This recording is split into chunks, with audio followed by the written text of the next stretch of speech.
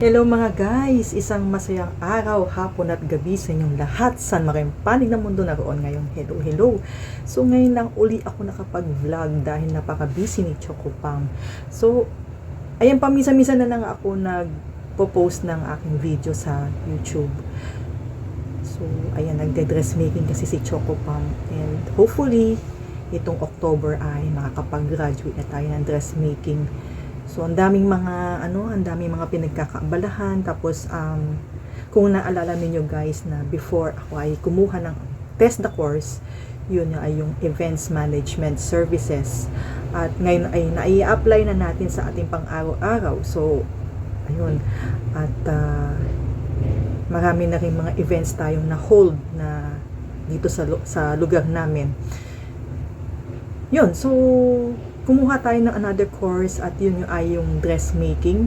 Medyo mas may kahirapan siya kaysa dun sa nakaraan, dun sa events management services, dahil yung dressmaking kasi kailangan talaga yung marunong kang magsukat, tama yung sinukat mo, at tama rin yung paggawa mo ng pattern making, para nasa ganun na eksakto yung damit dun sa customer, dun sa itatabas mo at itatahi mo. Dapat lahat ng yun ay eksakto. So medyo kinakabahan si Choco Pam dahil alam nyo yun, sa susunod na buwan yung assessment, and medyo kabado tayo, pero gora lang at tiwala lang sa sarili at i-enjoy yung mga ginagawa natin sa buhay, na sa ganun ay lahat ng gagawin natin ay matagumpayan natin. So yun, kaya yun, hindi ko nababalikan yung mga ninyo sa mga channels ninyo dahil napaka-busy ko ngayon sobra, at napakabilis ng panahon at kulang pa nga yung isang araw para sa mga gagawin, kaya talagang daming pinagkakaabalahan.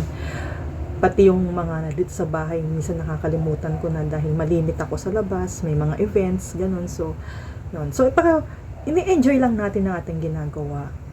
Kasi kailangan i-enjoy natin ang ating ginagawa, na sa ganun ay maging smooth sailing yung mga bagay-bagay sa ating pinagkakaabalahan, yung sa ating mga pinagkakitaan.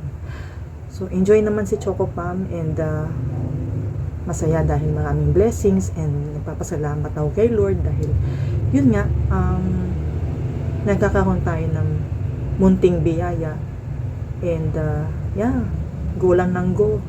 So kung ano man ang pinagkakabalahan din ninyo ay ganun din, enjoy lang ninyo yung ginagawa ninyo, hindi yung parang parating na lang nagko-complain, makakandam kayo na sakit sa katawan or hirap, ay gora lang at wag masyadong mag-complain at magtiwala kay Lord, at itinataas kay Lord lahat ng mga pinagdadaanan sa buhay.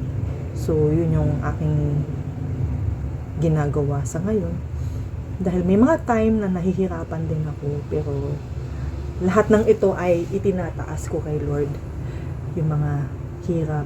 So yun, ito yung aking ginagawa. Kaya kung hindi ko man kayo mabalikan, sorry, pasensya talaga dahil talagang madami tayong pinagkakabalahan ngayon. Hopefully kapag nagkaroon ng mga time ay magagawa kong bisitahin ang mga channels ninyo, mga aking mga subscribers. So yun, maraming salamat po, and always stay safe, and ingat at enjoy lang. Malapit na naman ang Pasko dahil bare months na.